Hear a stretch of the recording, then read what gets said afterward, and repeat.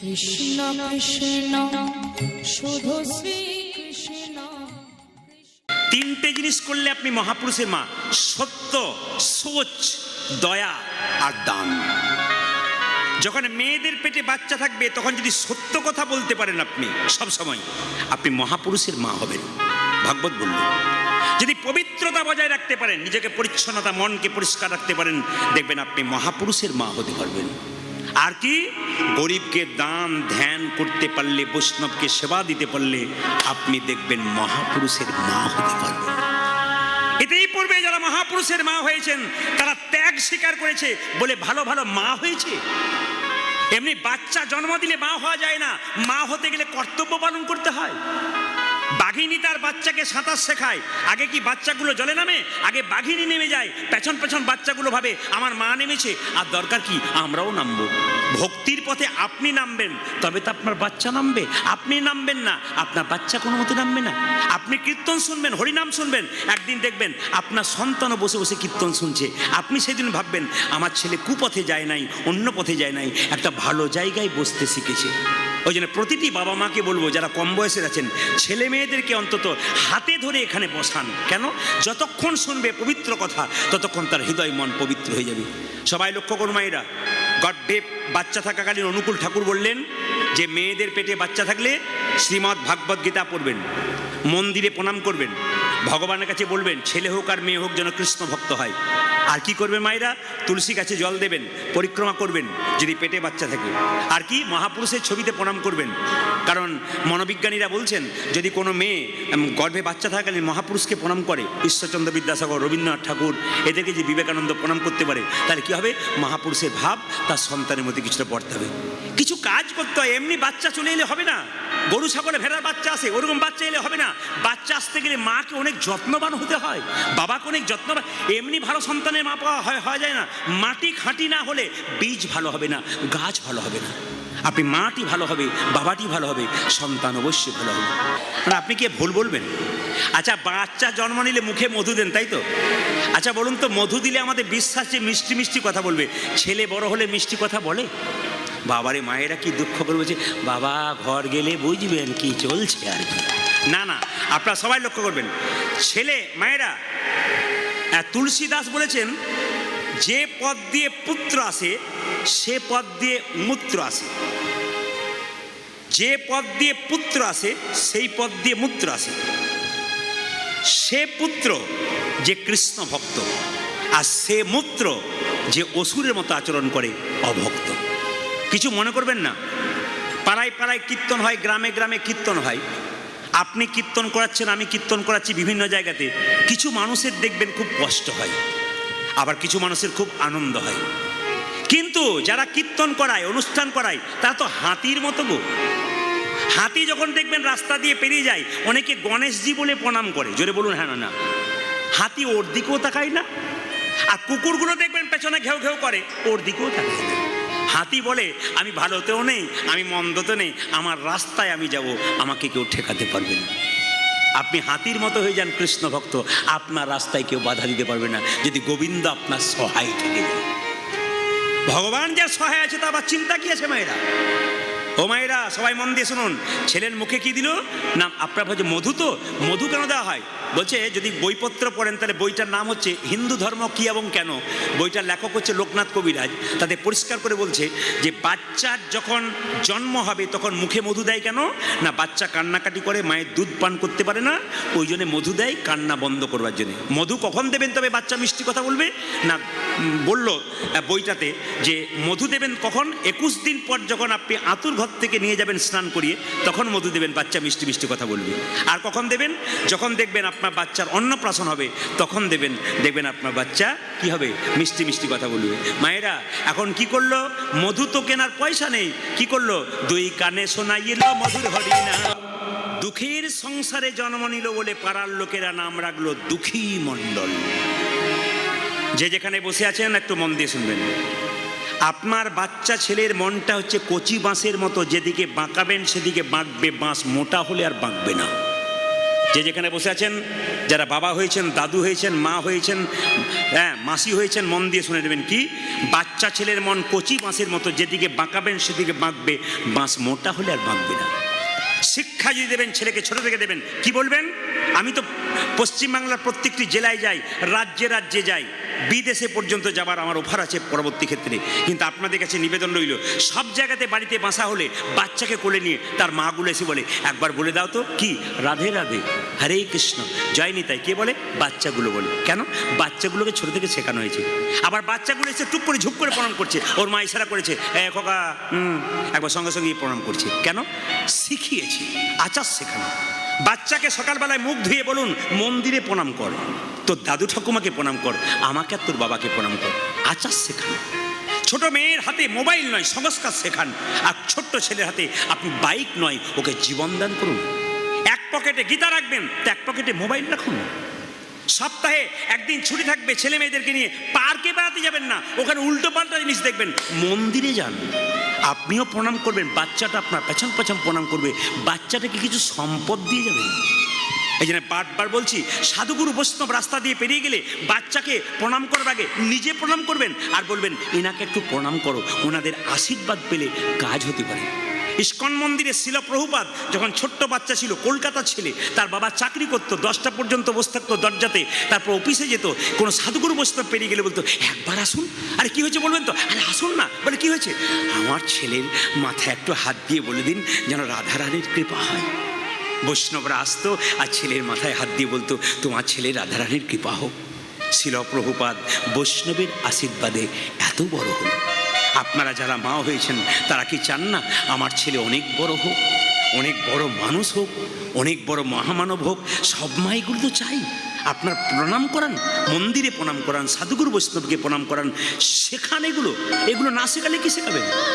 গত পরশু যেখানে গাইছিলাম, একজন ভদ্রলোক এসে বললেন, প্রদীপ বাবু আমার ছেলের জন্য চিন্তা নাই। বলে কেন? 1 কোটি টাকা রেখে দিলাম ব্যাংকে, আমি মরে গেলেও চিন্তা নেই, এবার বসে বসে খাবে। বললাম, ছেলের জন্য 1 কোটি টাকা রাখলেন, ছেলেকে তৈরি করলেন কেমন? এইরকম না এইরকম? যদি এরকম তৈরি করেন, আপনার শ্রাদ্ধ কাজ করাবে, বাড়িতে মন্দির করবে, সাধু সেবা দেবে, ভক্ত সেবা দেবে। আর যদি এইরকম তৈরি করেন, যা ছিল তা তো যাবে, আর আপনার শ্রাদ্ধে আরও শ্রাদ্ধ করে নিতাই গৌর হরিবোল করে দেবে। তাই সন্তানগুলোকে ভালো করুন, যেন ভবিষ্যতে কৃষ্ণ ভক্ত হতে পারে, বিবেকবান হতে পারে, ইঞ্জিনিয়ার হোক, ডাক্তার হোক, উচ্চশিক্ষায় শিক্ষিত হোক, অবশ্যই হোক, যেন কৃষ্ণ ভক্ত হতে পারে। আপনার শুনলে চমকে যাবেন, যে যেখানে বসে আছেন। আপনারা গেছেন কিনা জানি না, 10 বছর আগে আমার একটা শরীরে প্রবলেম হয়েছিল। আমি চেন্নাই অ্যাপেলো গিয়েছিলাম। তো যে ডাক্তারবাবুকে আমি দেখাচ্ছিলাম তিনি ছিলেন খ্রিস্টান ডাক্তার। তার টেবিলে দেখলাম যীশু খ্রিস্টের মূর্তি আর ফুলের মালা দিয়ে পরানো আছে টেবিলে। জিজ্ঞেস করলাম, ইনি? বলছে, উনিই তো আসল, আমি শুধু চিকিৎসা করি মাত্র। আমি যে বাঙালি ডাক্তারকে দেখাচ্ছিলাম তার বাড়িতে যখন গেলাম, তখন দেখছি ভোর 4টের সময় উঠে উনি মন্দিরে পুজো করছেন। এত বড় বড় ডাক্তার, যারা লন্ডন ফেরত, আমেরিকা ফেরত ডাক্তার, তারা শিখিয়ে দিচ্ছে, আমাদেরকে দেখে শেখো। যে মেয়েটা সুনিতা উইলিয়ামস কয়েকদিন আগে 9 মাসের জন্য চাঁদে গিয়েছিল, চিন্তা করেছেন উনি কে? ওনার ব্যাগের ভেতর একটা গণেশের মূর্তি, ওনার ব্যাগের ভেতর একটা গীতা ছিল। আপনারা নারী, উনিও নারী। চিন্তা করে দেখুন কত উন্নত মানের মেয়ে। সেই মেয়েটা বিজ্ঞানী, বিখ্যাত মেয়ে। সেই মেয়েটি কি করেছে না, ব্যাগের মধ্যে একটি গীতা রেখেছে আর ব্যাগের মধ্যে গণেশ রেখেছে। এরা শিখিয়ে দিচ্ছে। আমরা শুধু উঁচু দরের মানুষ নয়, উঁচু দরের মানুষ হবার আগে আমরা ভগবানকে সঙ্গে করে নিয়েছি। আপনার ছেলে মেয়েকে আপনি পূরণ করতে পারলেন না, আপনার ছেলে মেয়েকে সেই স্বাদ পূরণ করান। আপনার ছেলে মেয়েকে বড় করুন, কৃষ্ণ ভক্ত করুন, আপনার লাভ আছে। এই জন্য বারবার বলবো, বিখ্যাত বিজ্ঞানী আইনস্টাইন জীবনে কোনদিন মাছ মাংস খায় নাই। বিরাট কোহলি জীবনে মাছ মাংস খায় নাই। আর আমরা কি বলি, ছেলে যদি মাছ মাংস না খায় তবে গ্রোথ হবে না। আমাদের খুব একটা বাক্য হয়, গ্রোথ হবে না, শরীরের মনের পাওয়ার হবে না, মাংস মাছ খেতে হবে, বলি না আমরা? বিরাট কোহলি কি খেয়েছিল? ব্যাটের উপর ব্যাট 6 মারছিল। বিখ্যাত বিজ্ঞানী আইনস্টাইন কি খেয়েছিল? সারা জীবন নিরামিষ খেয়েছিল। বিখ্যাত বিজ্ঞানী আইজ্যাক নিউটন ভগবান বিশ্বাস করতেন। যাকে আপনার টাকার ওপরে যে ছবিটা দেখতে পাচ্ছেন তার নাম হচ্ছে মহাত্মা গান্ধী। তিনি ছিলেন এলাহাবাদ কোর্টের ব্যারিস্টার। সকালবেলায় ঘুম থেকে উঠে স্নান করে তিনি গীতা পড়তেন, গীতাকে মা বলতেন আর নিজের মাকে মা বলতেন। এবং গীতা পড়তে পড়তে তিনি শুধু একটা কথা বলতেন, প্রভু আমাকে সম্পদ দিও না, আমি তোমায় ভুলে যাব, আমাকে বিপদ দাও যেন আমি তোমায় মনে রাখতে পারি। এরা পৃথিবীতে এলো কেন? শিখিয়ে দিয়ে গেছে আমাদেরকে কি করে জীবনযাপন করতে হবে। আমরা শিখলাম না, আমরা পাশ্চাত্য শিক্ষাকে শিখলাম।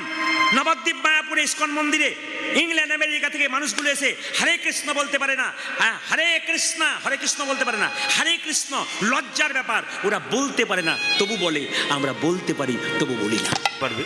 তো এখন হচ্ছে সেই জায়গাতে গান করছিলাম, এক ভদ্রলোক আসরে বাসায় এসে বললেন, দাদা কিছু মনে করবেন না, আমার ছেলের জন্য আমি 1 কোটি টাকা রেখে দিলাম, আর আমার চিন্তা ভাবনা নেই, ছেলে আমার বসে বসে খাবে, রোজগার করার দরকার নেই। তা আমি জিজ্ঞেস করলাম, ছেলের জন্য 1 কোটি টাকা রাখলেন, কিন্তু ছেলেকে তৈরি কেমন করে দিলেন? তাকে এইরকম করলেন না এরকম করলেন? যদি আপনি এইরকম করেন 1 কোটি মানে কি আপনার 10 কোটি চলে যাবে, আর যদি এইরকম করেন সাধুগুরু বৈষ্ণবের সেবা দিয়ে আপনার মানব জন্ম ধন্য। এই জন্যে আপনার ছেলের জন্য আপনাকে 1 টাকাও রাখার দরকার নেই। যদি পারেন তো রাখবেন, না পারলে রাখার দরকার নেই। অন্তত মানুষ করতে শিখে যান। এমন মানুষ হয় বলে না, তুমি মানুষ বড় লোক হইও না, বড় মানুষ হও।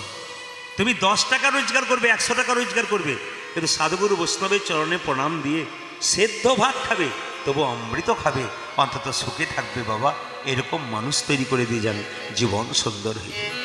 তা মহাপ্রভু যখন জন্ম নিলেন মায়েরা 23শে ফাল্গুন দোল পূর্ণিমার দিনে মহাপ্রভু জন্ম নিয়েছিল। আমি একবার বললাম 23শে ফাল্গুন 1486 খ্রিস্টাব্দ ছিল। বারটা নিয়ে একটু মতামত আছে, কে বলে শুক্রবার, কে বলে শনিবার। আর মহাপ্রভু যেদিন এসেছিলেন সন্ধ্যে 5:46 মহাপ্রভু এসেছিলেন।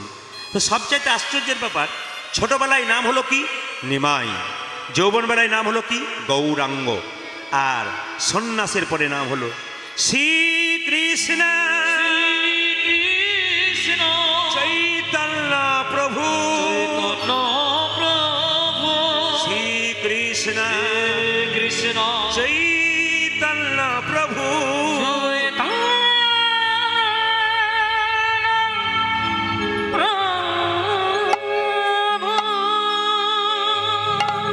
শ্রী মানে কি সুন্দর, কৃষ্ণ মানে কি আকর্ষণ, চৈতন্য মানে কি চেতনা। কৃষ্ণ নামের মধ্যে কি আকর্ষণ আছে, আপনারা ছুটে এসছেন পাগলের মতো। শুধু এখানে নয়, প্রত্যেকটি জেলায় জেলায় রাজ্যে রাজ্যে যাচ্ছি, অভাব হয়ে যাচ্ছি। মানুষের এত ঢল শুধু কীর্তন গান শোনার জন্য। কি এমন আকর্ষণ আছে নামের মধ্যে? শ্রী মানে সুন্দর, কৃষ্ণ মানে কি আকর্ষণ, আর চৈতন্য মানে কি চেতনা। যিনি কৃষ্ণ নামের প্রতি আকর্ষণ জাগিয়ে দেবেন, চেতনা জাগিয়ে দেবেন, তিনি হচ্ছেন শ্রীকৃষ্ণ চৈতন্য মহাপ্রভু। এই জন্য হরিবাসরে কীর্তন শুনতে আসবেন, ভাগবত পাঠ শুনবেন, যে কোনো হরিকথা শুনবেন। আসরে আসবার সময় পণ্ডিতরা বললেন প্রণাম করে বসতে হয়, আর উঠবার সময় প্রণাম করে উঠতে হয়। না, কীর্তনিয়াকে নয়, স্বয়ং মহাপ্রভুকে যিনি হরিনাম দিলেন তাকে প্রণাম করে না বসলে তাকে যে অপমান করা হয়, ওই জন্য প্রণাম করে বসবেন, আপনাদের জীবন ধন্য হবে। তো বলে রাখি, আপনার সাউন্ডটা বসে যাচ্ছে, কিন্তু সাউন্ড চালানোতে আপনার ডিস্টার্ব আছে একবার 100%। সাউন্ডটা সেটিং করতে পারছেন আপনি, এখানে বসে যাচ্ছে। ওই জন্য আমরা নিজেরা সিদ্ধান্ত নিয়েছি এবার আমাদের মেশিন কিনতে হবে, মানে কোনো উপায় নেই। অনেক কীর্তনীরা কিনে নিয়েছে, এরপরে যে আসবে কিনে নিয়েছে, এই জন্য আমাকে কিনে জয় নিতাই হরে কৃষ্ণ বসে গেছে সাউন্ডটা কোথায়, এখানে কিছুই নেই। হরে কৃষ্ণ, হ্যাঁ এই যে বাড়ছে, এটা আবার কমে যাচ্ছে আপনার। জয় নিতাই, এটা লক্ষ্য করুন, লোক পাঠানো ওইদিকে। জয় নিতাই হরে কৃষ্ণ। আচ্ছা, তো স্বয়ং মহাপ্রভু যখন এলেন মায়েরা, সবাই লক্ষ্য করুন, তিনি যখন এলেন আস্তে আস্তে যখন বড় হলেন, দেখতে এত সুন্দর, আকাশের চাঁদ যেন মাটিতে নিচে নেমে এসেছে, আকাশের চাঁদ যেন মাটিতে নিচে নেমে এসেছে। আচ্ছা বলুন তো, করিমপুরের পথ দিয়ে বলুন আর আপনাদের গ্রামের পাশ দিয়ে বলুন, কোনো বাচ্চা যদি দেখতে খুব সুন্দর হয়, রাস্তায় খেলা করে, মায়েদের একবার কোলে নিতে ইচ্ছা হয় না? একটু আদর করতে ইচ্ছা হয় না? মহাপ্রভু এত সুন্দর দেখতে যে রাস্তায় যখন খেলা করে, পাড়ার মেয়েরা বলে একটু আদর করি, তারপর জল নিতে যাব গঙ্গায়। কিন্তু আদর করতে গেলেই তুই বিপদ, যার কোলে চাপে তার কোলে কান্নাকাটি করে। পাড়ার মেয়েরা রেগে বলে, সচিমা এত সুন্দর আকাশের চাঁদের মতো সন্তান জন্ম দিলি, মনে হয় কোলে নি, কিন্তু এ তো দুষ্ট ছেলে রে, এ কোলে নিতে গেলে খেলে কান্নাকাটি করে। আচ্ছা বলতো সচি, কি করলে ওর কান্না বন্ধ হবে? সচি মাতা রান্নাশাল থেকে বলে, আমার নিমাইকে কোলে নিলে লজেন্স বিস্কুট দিলে চুপ করবে না, আমার নিমাইয়ের কানে কৃষ্ণ নাম শুনিয়ে দাও, দেখবে আমার ছেলে চুপ করে যাবে। নিমাইকে কোলে নিয়ে পাড়ার মেয়েরা বলতো, বল নিমাই, কৃষ্ণা কৃষ্ণা কৃষ্ণা কৃষ্ণা কৃষ্ণা কৃষ্ণা কৃষ্ণা কৃষ্ণা কৃষ্ণা কৃষ্ণা কৃষ্ণা কৃষ্ণা কৃষ্ণা কৃষ্ণা হে কৃষ্ণ কৃষ্ণ কৃষ্ণ কৃষ্ণ কৃষ্ণ কৃষ্ণ হে কৃষ্ণ কৃষ্ণ কৃষ্ণ কৃষ্ণ কৃষ্ণ কৃষ্ণ কৃষ্ণ হে কৃষ্ণা কৃষ্ণা কৃষ্ণা কৃষ্ণা কৃষ্ণা কৃষ্ণা কৃষ্ণা হে কৃষ্ণা কৃষ্ণা কৃষ্ণা কৃষ্ণা কৃষ্ণা কৃষ্ণা কৃষ্ণা হে কৃষ্ণ কৃষ্ণ কৃষ্ণ কৃষ্ণ কৃষ্ণ কৃষ্ণ কৃষ্ণ হে কৃষ্ণ কৃষ্ণ কৃষ্ণ কৃষ্ণ কৃষ্ণ কৃষ্ণ হে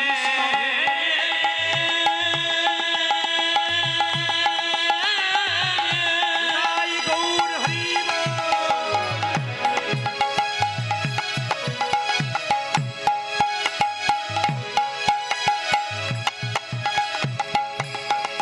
কৃষ্ণ হে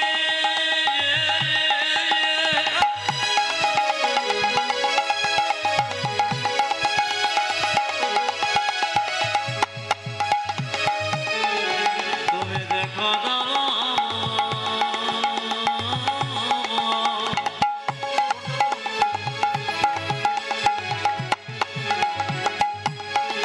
কৃষ্ণ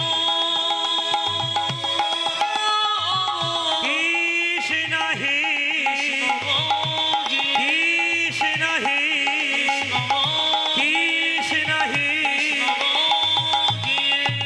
পৃথিবীতে আছে যত নগরাদি গ্রাম সর্বত্র প্রচার হবে আমার এই হরিনাম। সর্বত্র প্রচার হবে আমারে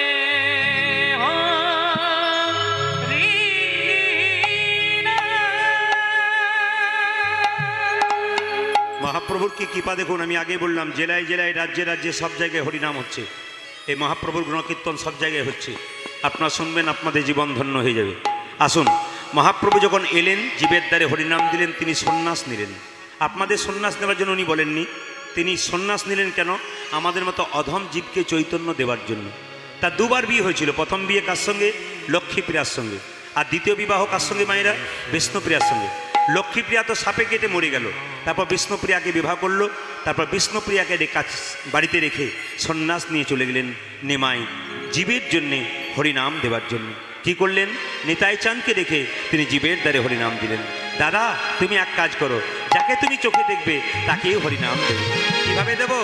নয়নে দেখিবে যারে কৃষ্ণ নামে দেবে তারে, নয়নে দেখিবে জানি কৃষ্ণ নামে দেবে তরে নয়নে দেখিবে যারে কৃষ্ণ নামে দেবে তারে। যারে নয়নে দেখিবে যারে কৃষ্ণ নামে দেবে তারে।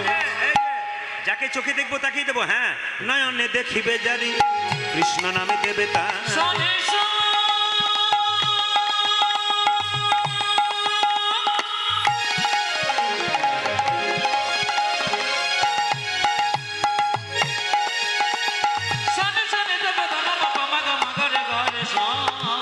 নয়নে দেখিবে যারে কৃষ্ণ নামে দেবে তারে, নয়নে দেখিবে যারে কৃষ্ণ নামে দেবে তারে। সাবধান, যেন জাতির বিচার করো না দাদা, জাতির বিচার করো না ও দাদা। যেন জাতির বিচার করো না দাদা। যারে দেখিবে নামে দেবে জাতির বিচার করো না দাদা। যারে দেখিবে নামে দেবে জাতির বিচার করো না ওই যে দাদা। যারে দেখবে নামে দেবে জাতির বিচার করো না দাদা। আরে বাবা, সবাই তার ভক্ত নয় যে সবাইকে হরিনাম দিতে পারবে। কি করলো? আরে যাকে তুমি চোখে দেখবে তাকেই দেখবে। তবে যদি কেউ না নেয় কি করবে? প্রথমে ধরিবে হাতি, যদি না চাই নাম নিতে। প্রথমে ধরিবে হাতে, যদি না চায় নামে নিতে। প্রথমে ধরিবে হাতি, যদি না চাই নাম নিতে ওগো কদমে ধরিলে হাতে যদি না চায় নাম নিতে হাতে ধরে বলবে হরি হাতে ধরে বলবে হরি হাতে ধরে বলবে হরি হাতে ধরে বলবে হরি বলাবে হরি বলবে হরি হাতে ধরে বলবে হরি তুমি বলবে হরি বলবে হরি হাতে ধরে বলবে ওরে বলাবে হরি বলবে হরি হাতে ধরে বলবে ও তুমি বলাবে হরি বলবে হরি হাতে ধরে বলবে হরি আচ্ছা আচ্ছা হাতে ধরার পর যদি কেউ হরিনাম না নেয় তখন কি করব শেষ উপায় একটা আছে কি পাছে তারও লোটাইবে পাই ও দাদা ওই দাদা গো কাছে কারো লোকা জীবে মায়েরা সবাই লক্ষ্য করুন 10 মাস 10 দিন পরে সন্তানটি জন্ম নিল পদকর্তা বর্ণনা করলো দেখুন ধারেন দাঁতে জন্মিল দুঃখী মণ্ডল কালী ধারেন দাঁতে উলধ্বনি ধারেন দাঁতে জন্মিল দুঃখী মণ্ডল উলধ্বনি।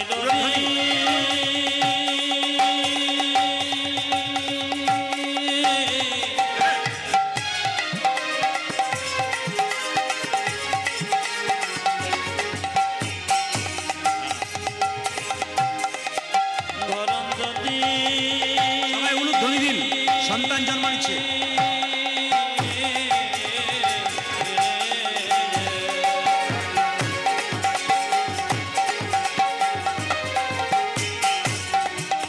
দুঃখে মন্ড জন্ম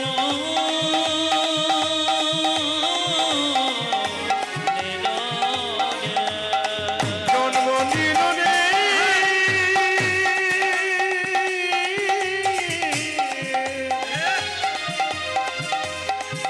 আজ ধারি তাতে জন্ম নিল রে আজ দুঃখে মন্ড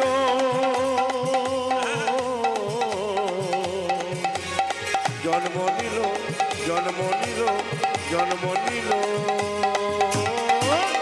ধারেন দাঁতে জন্মিল দুঃখী মন্ড ধারেন দাঁতে জন্মিল দুঃখী মণ্ডল জন্মিল দুঃখী মন্ডল যে মাতার নামে তুরিকা পিতা কৃষ্ণ মণ্ডল আজি মাতা নন্দুরিকা পিতা কৃষ্ণ মন্ডল যে মাতার নামে তুরিকা পিতা কৃষ্ণ মণ্ডল আজি মাতা নাম দুরিকা পিতা কৃষ্ণ মন্ড পুত্র হেরি পিতা মাতার আনন্দ না ধরে ওগো পুত্র হেরি পিতা মাতা আনন্দ না ধরে পুত্র হেরি পিতা মাতার আনন্দ না ধরে পুত্রকারী পিতা মাতায় আনন্দ না ধরে পাড়া প্রতিবেশী সবে উলুধ্বনি করে পার্বতী বেশে সবে এলো ধ্বনি করে ওই যে পাড়া প্রতিবেশী সবে জয়ধ্বনি করে পাড়া প্রতিবেশী সবে উলধ্বনি করে আনন্দ ধরে না আনন্দ ধরে না আনন্দ ধরে না আনন্দ ধরে না পাড়া প্রতিবেশীর মনে আনন্দ ধরে না পার্বতী বেশে মনে আনন্দ ধরে না পাড়া প্রতিবেশীর মনে পুত্র বদল হেরে পার্বতী বেশে আরে পুত্র বদন হেরে পার্বতী বেশে আরে পুত্র বদন হেরে